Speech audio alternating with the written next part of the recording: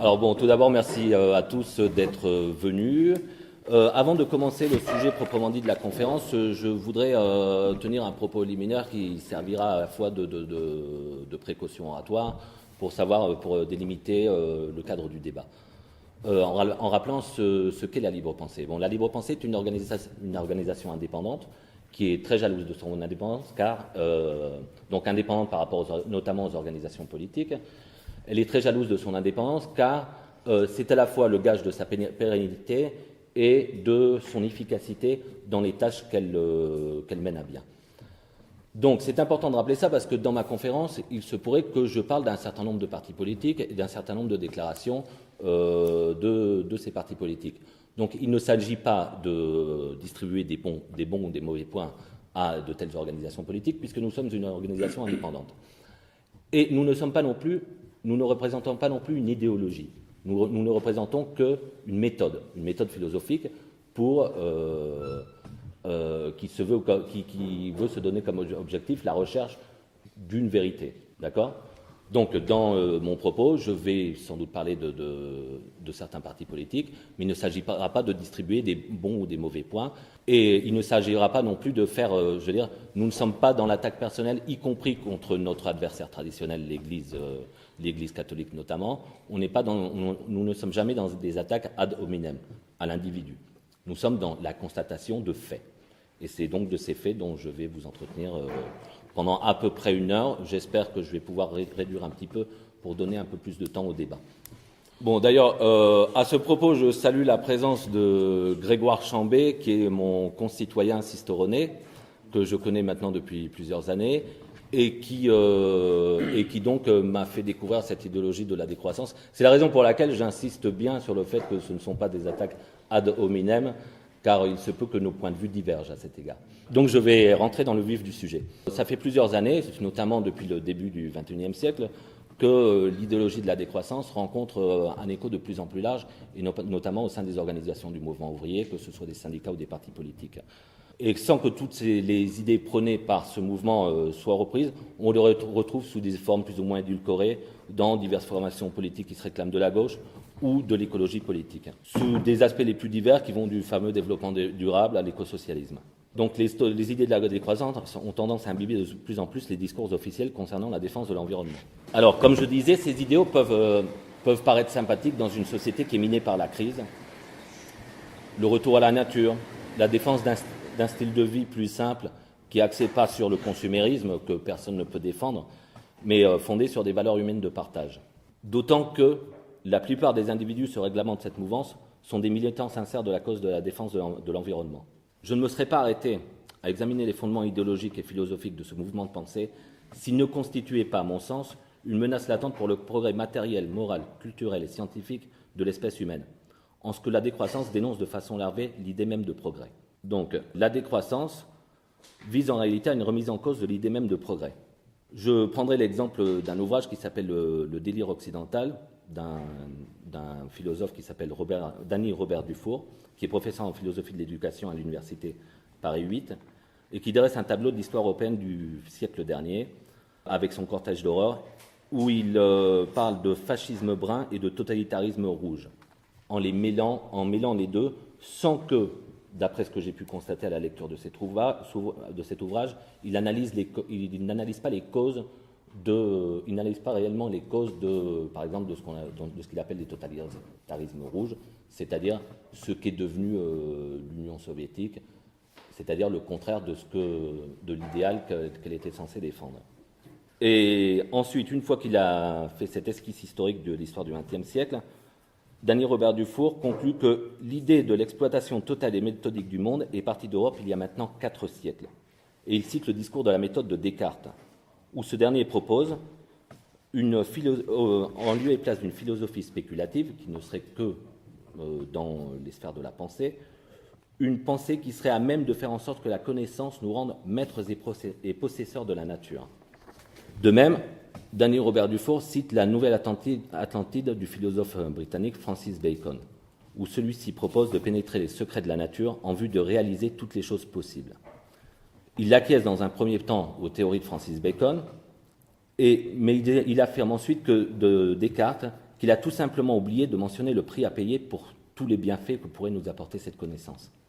Autrement dit, le chômage de masse, la paupérisation croissante de la population, la dévastation grandissante de l'environnement planétaire, les guerres impérialistes aux quatre coins du monde, la déstructuration des sociétés humaines serait le prix à payer pour les avancées de la médecine, le développement des sciences et des techniques et l'accroissement du bien-être matériel qu'elles permettent.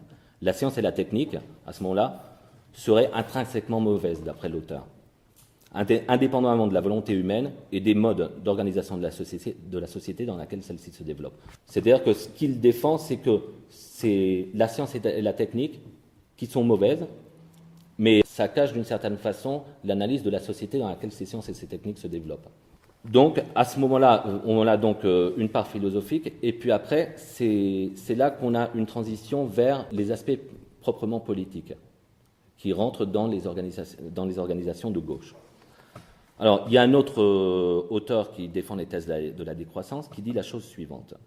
Il faut casser la société productiviste, c'est-à-dire détruire la société industrielle. Ça, c'est ce que Paul Ariès dit, dans un ouvrage qui est intitulé « Décroissance ou barbarie ». Je remarque au passage que, lorsqu'il s'agit de détruire la société industrielle, on voit bien que le grand capital financier s'en charge parfaitement. Les usines ferment les unes après les autres et les ouvriers se retrouvent au chômage. Et ensuite, Paul Ariès définit la décroissance comme étant un idéal qui attaque frontalement le capitalisme et la société de consommation.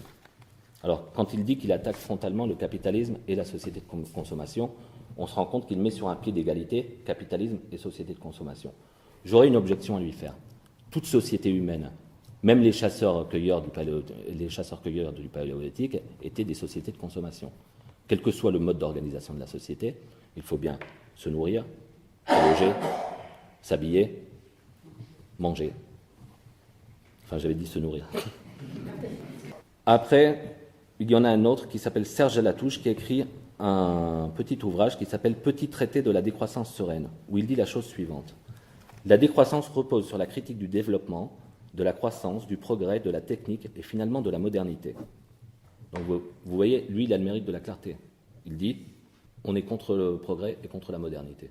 Donc il met carte sur table. Je le remercie de sa sincérité. Je veux dire, lorsqu'on voit deux modèles de société, le capitalisme et le socialisme, à ce moment-là, Serge Latouche les met sur un même pied d'égalité. Car le socialisme ne serait qu'une variante de plus de l'idéologie productiviste, qui serait en soi néfaste à l'humanité et à la planète. On peut rappeler que le capitalisme est un système économique fondé sur la recherche du profit par l'exploitation du travail. Et ce n'est pas un système qui serait fondé sur la satisfaction des besoins collectifs et individuels de l'humanité. Ça, ce serait le socialisme. Et donc, c'est en gommant la nature de classe du système capitaliste qui est fondé sur la propriété privée des moyens de production que la décroissance peut à ce moment-là installer son idéologie dans les partis qui se réclament de la gauche. Par exemple, Paul Ariès dit « Nous n'exonérons pas la consommation ordinaire des gens ordinaires ». C'est-à-dire qu'il met sur un pied d'égalité l'ouvrier qui a une bagnole, qui a un ordinateur portable, qui se rend à son travail mal payé avec sa bagnole, et le patron, le PDG d'une grande multinationale, qui licencie à tour de bras pour réduire le coût du travail et augmenter le taux de profit au bénéfice des actionnaires. Paul Ariès dit « Tant qu'il repose sur l'exploitation et la domination, le travail est à fuir ». C'est vrai que les millions de travailleurs qui perdent leur emploi chaque jour sous forme de restructuration boursière et autres plans sociaux n'ont pas fui leur travail. Ils en ont été jetés. Ensuite, Serge Latouche reprend. La croissance économique est l'alpha et l'oméga de toutes les politiques économiques actuelles. Elle représente un bénéfice illusoire pour des sociétés de plus en plus malades de leur richesse.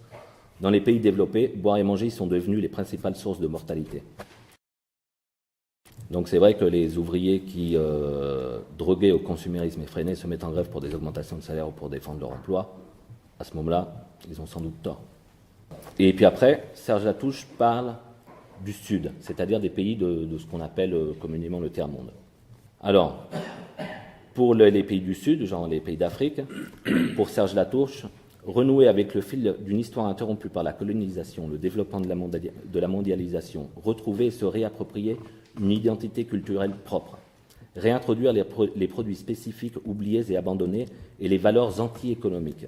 Alors ça, j'avoue que les valeurs anti-économiques, je n'ai pas tout à fait compris de ce dont il voulait parler. les valeurs anti-économiques liées à leur histoire, récupérer les techniques et les savoir-faire traditionnels. Pour Serge Latouche, si vouloir construire des écoles et des hôpitaux dans les pays du Sud part d'un bon sentiment, cela serait néanmoins la conséquence d'un ethnocentrisme néocolonial propre à l'idéologie du progrès et du développement. Il poursuit. Quant aux écoles et aux centres de soins, sont-ce les bonnes institutions pour introduire et défendre la culture et la santé? Ivan Illich a émis naguère de sérieux doutes sur leur pertinence, même pour le Nord. Alors là, c'est tiré d'un ouvrage qui s'appelle « Et la décroissance sauvera le Sud », écrit par Serge Latouche. Le budget militaire des États-Unis, bon an mal an, est à peu près de 650 milliards de dollars pour faire des guerres à droite et à gauche et pour détruire des populations entières. Donc les États-Unis dépensent 650 milliards de dollars pour des œuvres de destruction. Avec moins de 6% de cette somme, on pourrait vacciner l'intégralité des enfants de la planète contre les maladies infectieuses qui perdurent encore dans ces pays-là. On pourrait établir des programmes pour éradiquer la famine dans le monde entier. Quand on sait que plus la moitié des femmes dans le monde qui meurent en couche sont en Afrique, c'est-à-dire à peu près, si mes souvenirs sont bons, je n'ai pas les chiffres exacts sur moi, à peu près 450 000 femmes meurent en couche chaque année en Afrique. Si après on peut me dire que les écoles et les centres de soins ne sont pas nécessaires en Afrique, j'ai de sérieux doutes à ce sujet.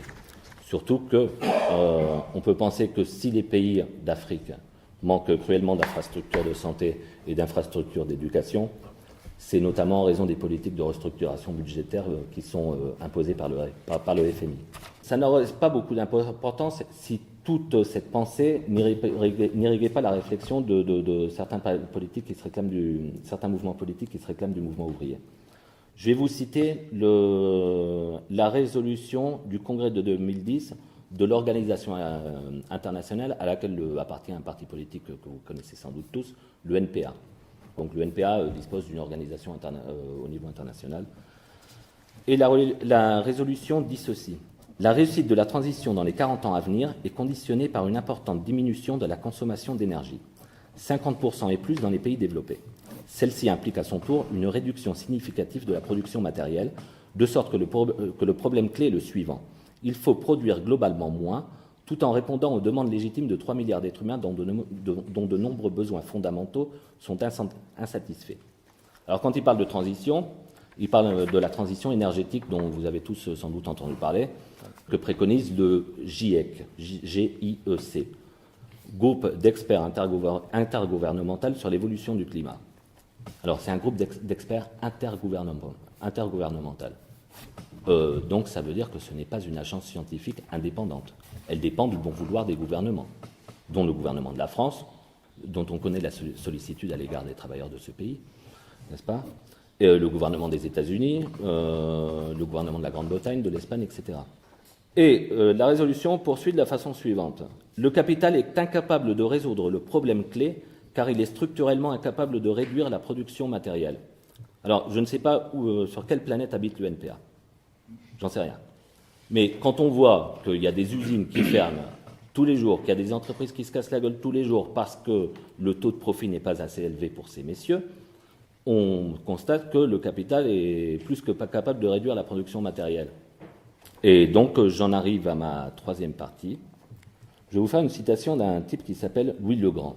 Louis Le Grand était chargé notamment de l'élaboration des programmes de l'éducation nationale dans les années 70, sous le règne de notre regretté président Giscard d'Estaing. Et à cette époque-là, il dit la chose suivante. Les 18e et 19e siècles, dont nous sommes les héritiers, ont cru à la science libératrice, non seulement comme accès à la connaissance, mais également comme fondement de la technologie permettant la domination de la nature. Peut-être convient-il de remettre à sa place, importante mais non prépondérante, la connaissance scientifique abstraite. La plupart de ces orientations ont souffert du temps. Foi au progrès humain, valeur fondamentale de la science, tant pour le progrès technique que pour le progrès moral, tout cela a été fortement ébranlé, pour ne pas dire anéanti, par 2 guerres successives. Louis le Grand, dans un ouvrage qui s'appelle « L'école unique, à quelles conditions ?» Donc Louis le Grand nous a quittés en octobre dernier, et à cette occasion, le journal Le Monde, que vous connaissez tous, le quotidien gothique qu'on lit à l'heure des vêpres, rendait un vibrant hommage à ce pédagogue qui était inspirateur de plusieurs contre-réformes dont la Ve République a le secret, notamment dans le domaine scolaire. À la fin des années 70, Giscard le fout dehors, 10 mai 1981. François Mitterrand accède à la présidence de la République, et moi j'arrête de croire au Père Noël. Et puis, donc, comme il a été limogé par Giscard d'Estaing, Alain Savary, le ministre de l'Éducation nationale, le récupère. Et donc, je lis dans cet article du Monde, elle pointe un air de familiarité entre la réforme avortée du collège en 1982 et la réforme qui devait voir le jour à la rentrée prochaine.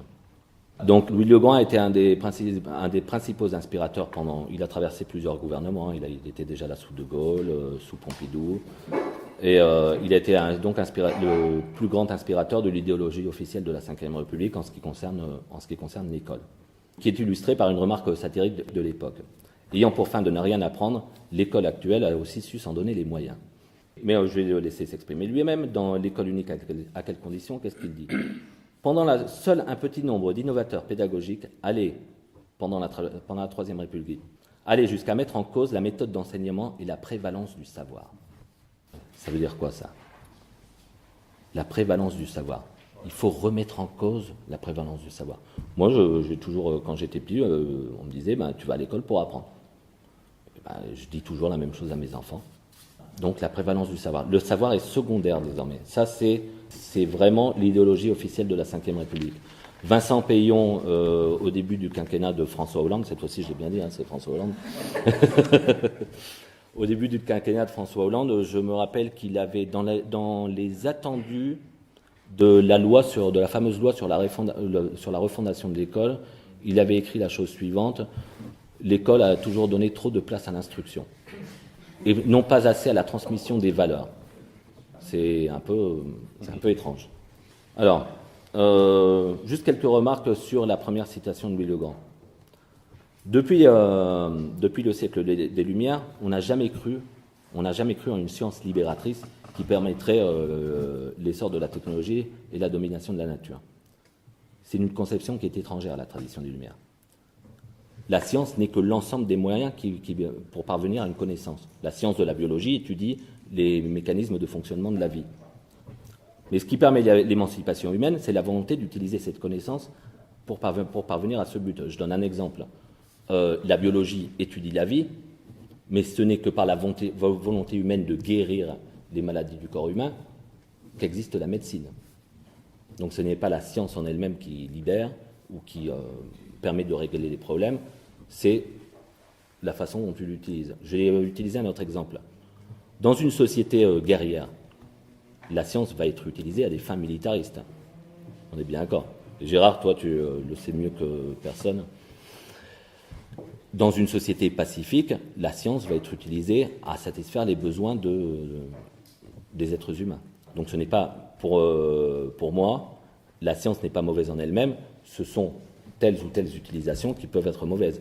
Par exemple, je suppose que personne ne croira ici que je suis un fervent partisan de l'armement nucléaire. J'ai presque fini. Là, dans ma dernière partie, je voulais analyser de quel courant philosophique pouvait venir l'idéologie de la décroissance qui a pris un essor considérable ces dernières décennies. Au siècle dernier, à Francfort, en Allemagne, il y avait un groupe d'intellectuels et de philosophes qui s'était constitué pour analyser les causes à la fois du fascisme et du nazisme et aussi des régimes staliniens en Europe orientale. Et donc, tout le monde sera d'accord pour dire que la façon dont a fonctionné l'Union soviétique les dernières années de son existence n'avait que très peu de rapport avec l'idéal communiste et que le fascisme et le nazisme sont complètement contradictoires avec l'idéal émancipateur des Lumières. Je suppose que tout le monde est à peu près d'accord. Et donc, à Francfort, donc c'est ce qu'on appelle l'école de Francfort. Donc, c'était un groupe d'intellectuels plutôt marxisants, on va dire. Et il y en a notamment deux, qui s'appellent Theodor W. Adorno et Max Horkheimer, qui ont commencé à analyser ces phénomènes qu'étaient le fascisme et le stalinisme sous un angle complètement différent de celui qui prévalait antérieurement, c'est-à-dire l'angle marxisant.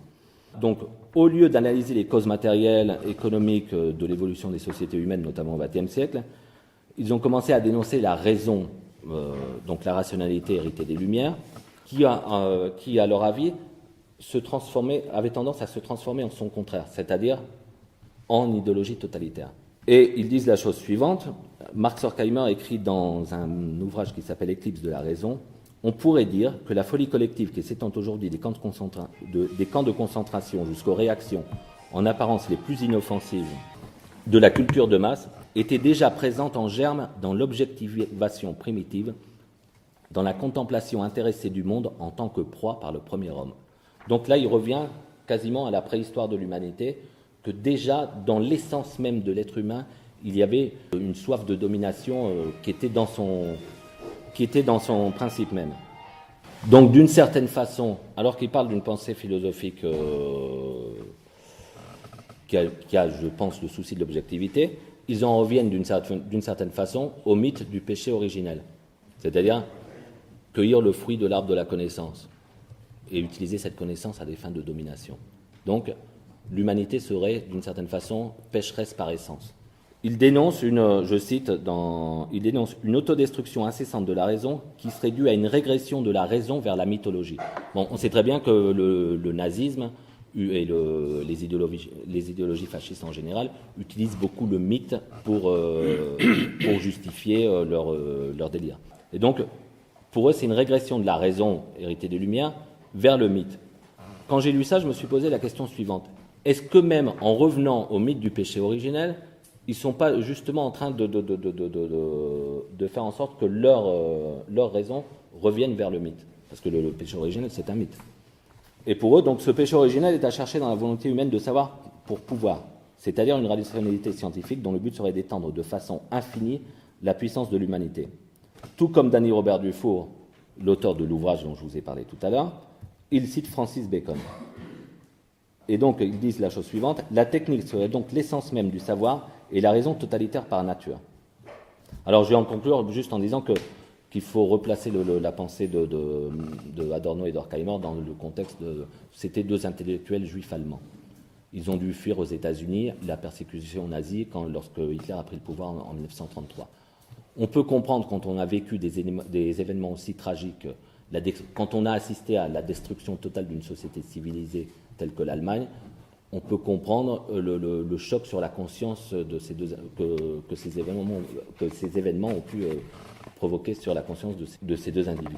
Donc c'est vrai qu'en notre début du XXIe siècle, on peut être perplexe par rapport à cette pensée, mais on peut comprendre que l'idéologie de la décroissance ait repris la pensée d'Adorno et d'Horkheimer pour avancer dans sa propre évolution.